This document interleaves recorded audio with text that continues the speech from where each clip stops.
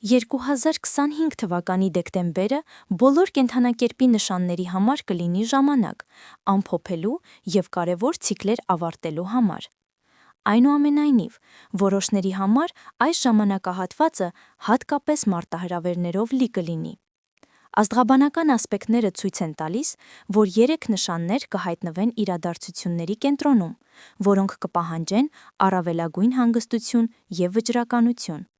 Սա ձեր ուժը փորձարկելու ժամանակ է, որտեղ ձեր արձագանքը մեծապես կախված կլինի ձեր գործողություններից։ Կարիճ, վստահության և վերահսկողության փորձություն։ Կարիճների համար 2025 թվականի դեկտեմբերը կլինի վստահելու ձեր ունակության իսկական փորձություն։ Դուք կբախվեք մի իրավիճակի, երբ ձեր վերահսկողության տակ լինելու սովորությունը կլինի անօգուտ։ Գլխավոր փորձությունը կծավալվի գործընկերային հարաբերությունների ոլորտում, թե գործնական, թե անձնական։ Դուք կզգաք մի պահ, երբ ձեր զուգընկերը կգործի ինքնուրույն, առանց ձեր իմացության։ Սա կառաջացնի խորը ներքին անհանգստություն և կպահանջի ուշագրավ իմաստություն։ Դժվարությունը կայանում է չափազանց մանրակրկիտ ուսումնասիրելու կամ կասկածելու ցանկությանը դիմադրելու մեջ։ Դուք պետք է սովորեք լիազորություններ պատվիրակել և ընդունել, որ որոշ գործընթացներ զարգանում են ձեր կամքից անկախ։ Այս մարտահրավերի հաղթահարումը թույլ կտա ձեզ ձեր հարաբերությունները հասցնել նոր, ավելի հասուն մակարդակի։ Ցուլ. կայունության և ծանոթ ճանապարհի փորձություն։ Ցուլը, որի հիմնական արժեքը կայունությունն է, 2025 թվականի դեկտեմբերին կբախվի իր հաստատված կարգի հետ կապված անմիջական մարտահրավերի։ Արտաքին հանգամանքները ակտիվորեն կազդեն ձեր կյանքի հիմքերի վրա, ձեր կարիերայի, ֆինանսական վիճակի և առօրյայի վրա։ Խնդիրն այն է, որ չկարչեք հնացածից, նույնիսկ եթե այն թվում է հուսալի և ծանոթ։ Ձեզ կհեռացնեն ձեր հարմարավետության գոտուց, երկարատև ծրագրերը կխափանվեն։ Այս ժամանակահատվածում համառությունն ու փոփոխությունների նկատմամբ դիմադրությունը կաշխատեն ձեր դեմ։ Դուք ստիպված կլինեք ցուցաբերել անսովոր հարմարվողականություն իրավիճակը վերահսկելու համար։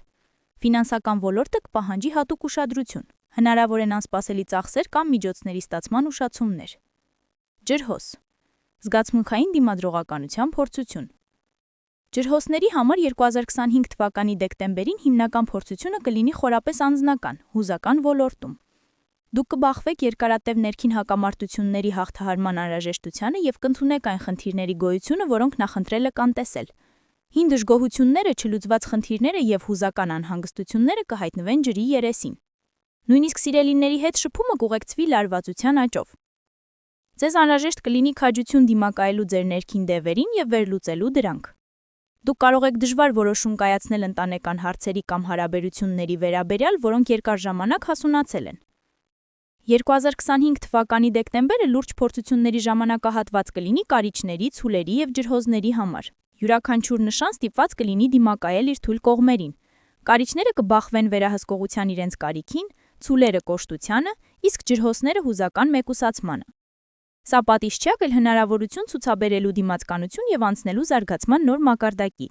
Նրանք, ովքեր ուժ կգտնեն դիմակայելու մարտահրավերներին գիտակցությամբ և փոփոխությունների պատրաստակամությամբ,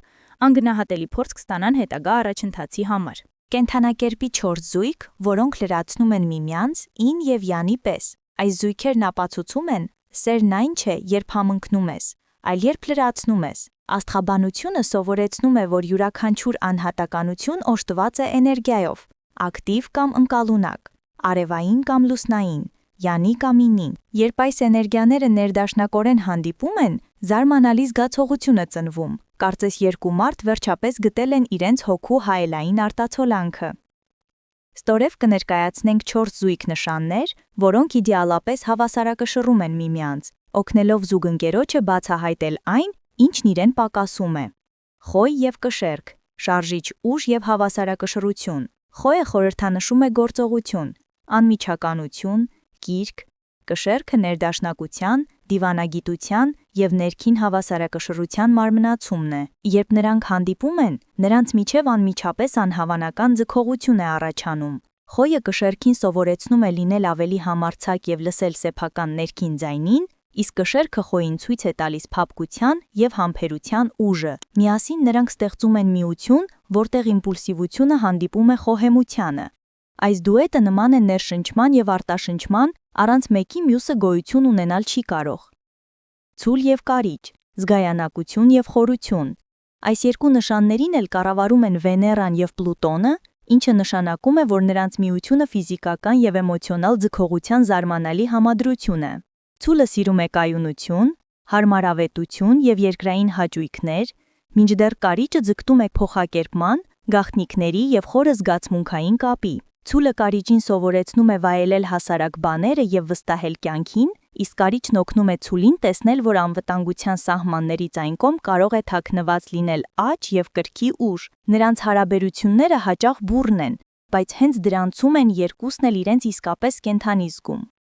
Երկվորյակներ եւ աղեղնավոր, մտքի թռիչք եւ ազատության կրակ։ Այս զույգը նման է երկու հոսանքի, որոնք հանդիպում են անսահման երկնքում։ Երկվորյակները սիրում են շփում, հետաքրքրություն եւ ինտելեկտուալ խաղեր։ Աղեղնավորը փիլիսոփա է, ով փնտրում է իմաստ եւ արկածներ։ Միասին նրանք մտքի եւ օգու, խոսակցությունների եւ ճանապարհների մշտական շարժում են։ Երկվորյակները աղեղնավորին սովորեցնում են թեթևության եւ պահին վայելելու ուրախությունը, իսկ աղեղնավորը երկվորյակներին ոգեշնչում է ավելի խորը նայել, փնտրել ճշմարտությունը եւ ոչ թե պարզապես փաստեր։ Սա սեր է, որտեղ սահմաններ չկան եւ միայն հորիզոններ։ Խորձգետին եւ այծեղ ջուրը, սիրտ եւ կայունություն, փափուկ, հոգատար, խորձգետինն ու զուսպ, պատասխանատու այծեղ ջուրը առաջին հայացքին լիական հակադրություններ են, բայց հինց նրանց տարբերություններն են ստեղծում անվտանգության այդքան հազվադեպ զգացողությունը։ Խորձգետինը ջերմացնում է այծեղ ջուրին, սովորեցնում արտահայտել զգացմունքները, վստահել սեփական զգացողություններին։ Այծեղ ջուրն իր հերթին խորձգետնին տալիս է ամուր հենարան եւ վստահություն, օգնելով չխեղդվել սեփական ապրեմունքներում։ Միասին նրանք կառուցում են տուն, որտեղ զգացմունքներն ու կարգուկանոնը կատարյալ ներդաշնակության մեջ են։ Եզրակացություն. երբ ինը հանդիպում է յանին, ծնվում է ամբողջականություն։ Այսպիսի զույգերը սովորեցնում են, որ սերը համընկնելու մեջ չէ, այլ լրացնելու։ Մեկը տալիս է այն, ինչ պակասում է մյուսին, մեկը ոգեշնչում է, մյուսը կայունություն հաղորդում։ Եվ միայն միասին նրանք դառնում են մեկ ամբողջություն, մի ներդաշնակություն, որտեղ եւ կիրքը եւ խաղաղությունը իմաստ են ձեռք բերում։